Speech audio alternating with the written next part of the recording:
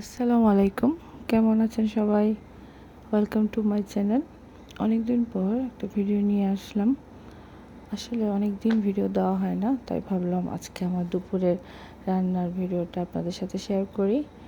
আজকে আমি দুপুরে কী কী রান্না করেছি সেগুলো শেয়ার করব। তাহলে শুরু করা যাক। আজকে যে রান্নাটা শেয়ার করব এটা খুব সহজ একটি রান্না, আশা করি আপনাদের ভালো লাগবে। এখানে আমি ডাল, তারপরে মিষ্টি কুমড়োর শাক খুব ভালো করে ধুয়ে নিয়েছি। আজকে আমি মিষ্টি কুমড়োর শাক দিয়ে ডাল রান্না করব।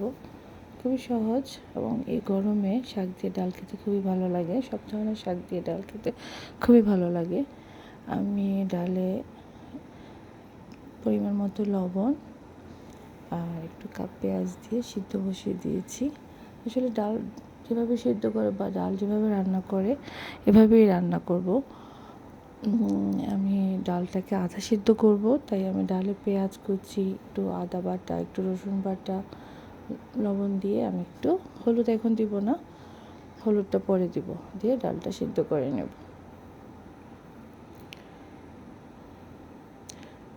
ডালটা যখন আধা সিদ্ধ হয়ে যাবে তখন আমি একটু হলুদের গুঁড়ো দিব। দেখতে পাচ্ছেন এখানে আমি হলুদের গুঁড়ো দিয়েছি। এই গরমে আসলে দেখবেন সব ধরনের শাক দিয়ে ডাল খেতে খুব ভালো লাগে।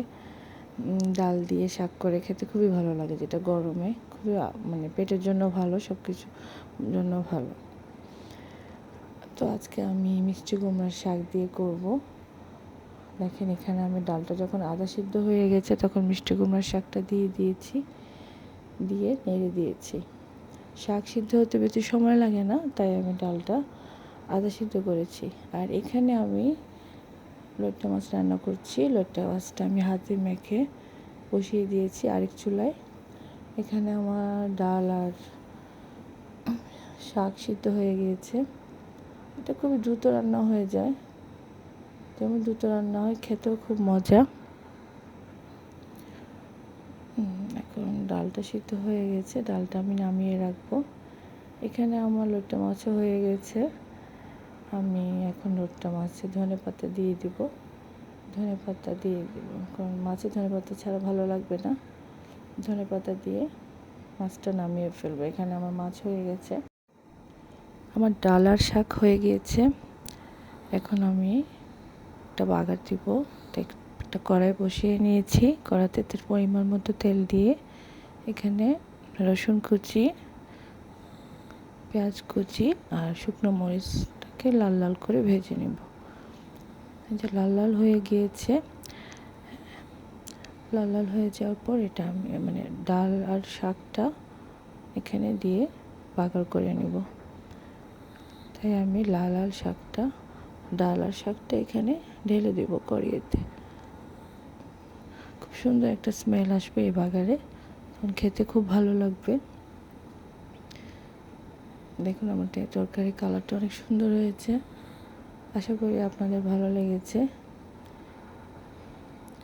এই হচ্ছে আজকে আমার দুপুরের রান্না, ডাল দিয়ে মিষ্টি কুমড়া শাক। আপনাদের কেমন লেগেছে জানাবেন। ভালো লাগলে লাইক করবেন এবং সাবস্ক্রাইব করে পাশে থাকবেন। ডালটা আমি এখন নামিয়ে নেব এবং সেই ডালটা আমি পাতিলে আবার ঢেলে নিয়েছি। বাস, আমার রান্না কমপ্লিট। এই হচ্ছে আজকে আমার রান্না, লইট্টা মাছ ঢেঁড়স ভাজি। আজকে এ পর্যন্তই, টাটা।